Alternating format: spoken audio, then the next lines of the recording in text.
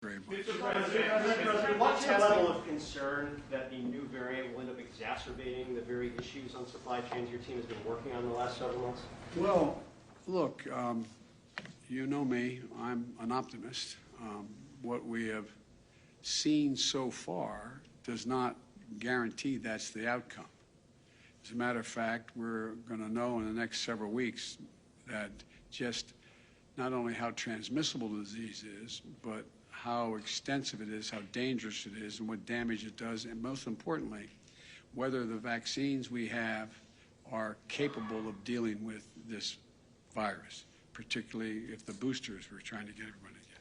So I think the jury's still out. I think it's a little early to make that judgment. But am I concerned? Of course I am, until we get the final answers. I'll take a couple more questions. Yes. Mr. President, what is your reaction? The Supreme Court heard that abortion be today, and the justices signaled that they are on the verge of major changes to abortion law in the United States.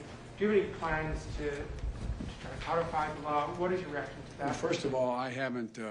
I didn't see any of the debate today, the presentation today, and I support Roe v. Wade. I think it's a rational position to take, and I continue to support it. Mr. President, thank you so much. There are a number of presidents, from Jimmy Carter to Richard Nixon, who really tried to impact inflation and supply chains and weren't able to largely do that. How confident are you that you have the tools and the power to do something about supply chains and help Americans find some relief? Because of what I've seen so far based on what we've done.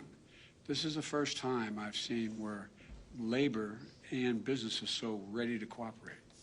Because they didn't go through a period of over 2 years almost, of the impacts of a terrible virus that has caused real damage to the world economy. So I think people are in a different state of mind than they may have been during the Carter years as well as the Nixon years. It's just a different world. Mr. President, quick question on testing requirements.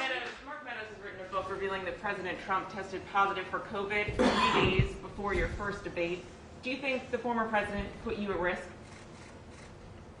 I don't think about the former president. Mr. President,